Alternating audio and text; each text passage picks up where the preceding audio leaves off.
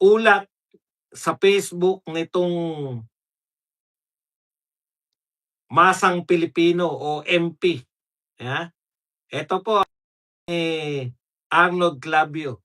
Namulat at nagising ang mamayan kung paano sila pinagsamantalahan ni VP Sara habang nakaupo sa pwesto. Sinagot po yan ni Sara Balabagan, tigilan mo si VP Sara. Ikaw ang tunay na mapagsamantala, Kuya Arnold. Arnold Clavio. Aba, ano ba yan? Ikaw palang tunay na mapagsamantala, Arnold. Ayon kay Sara Balabagan. Sa mga hindi po nakakaalam ng kwento ni Sara Balabagan at Arnold Kuya Clavio, Arn, si Sara Balabagan po ay dating OFW na muntik nang mapagsamantalahan ng kanyang amo. Naunahan niya lang. So siya po ay napabalik dito sa Pilipinas dahil po sumikat po siya dahil po sa ganun, no? At siya po, dahil yung GMA at that time ay hindi ko alam kung paano nangyari yun, na ipinaalaga po ng GMA kay Arnold Clavio na may asawa na. Etong si Sara Balabagan. At pagkatapos po ng lahat, nahulog ang loob ni Sara Balabagan. Hindi po hindi po to pa yung nagsama, pinagsamantalan, hindi po. Nahulog ang lahat ng loob ng isang minor de edad na si Sara Balabagan. Nahulog po. Hindi po, ito po yung typical na, ano tawag natin dyan? Grooming ng isang matandang may asawa na. May asawa na.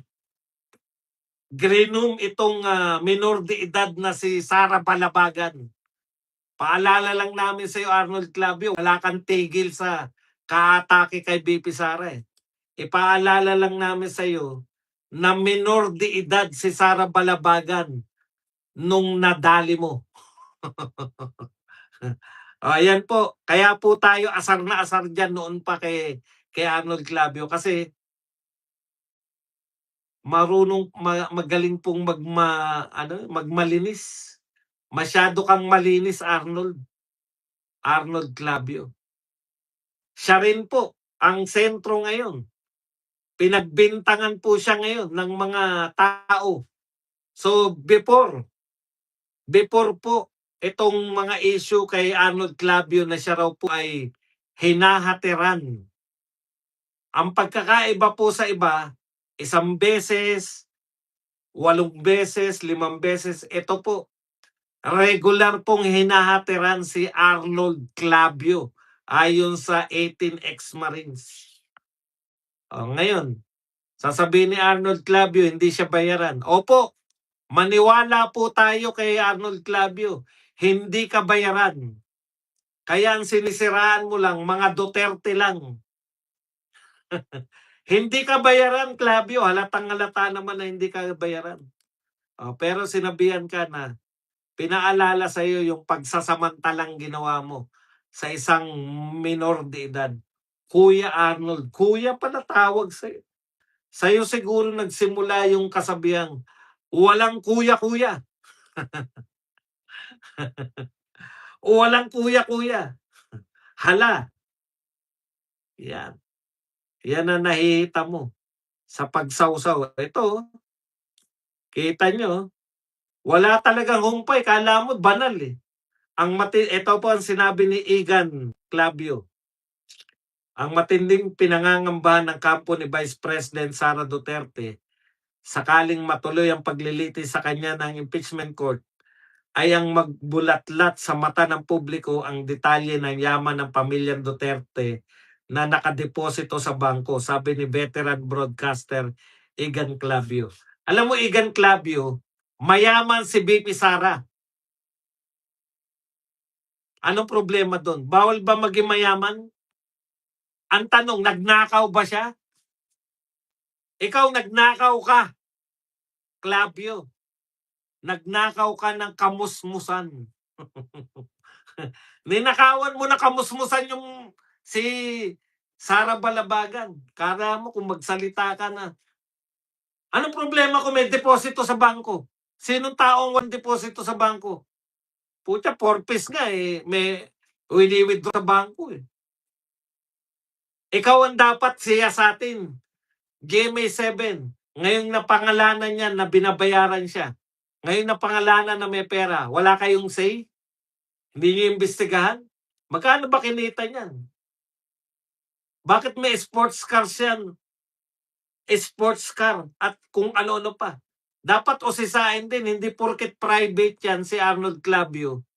Hindi na dapat usisain yan yaman yan. Lalo na't may nagbibintang sa kanya na siya ay binayaran.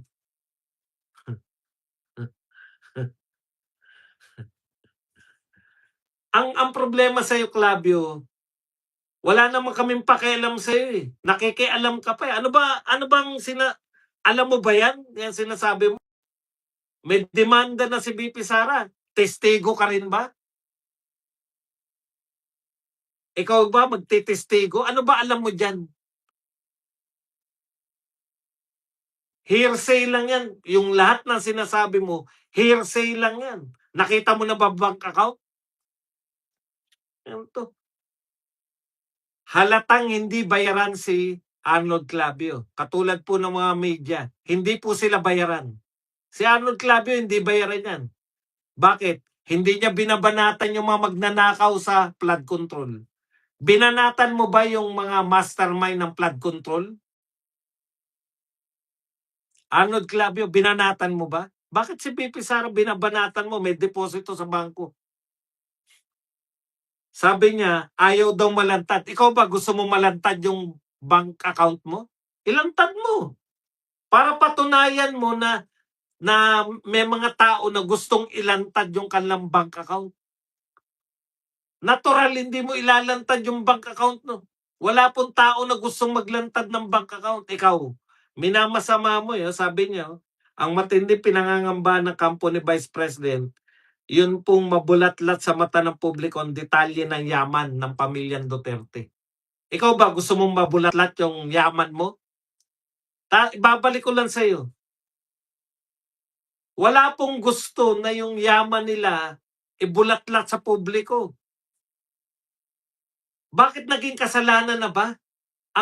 Kaya nga may bank privacy law.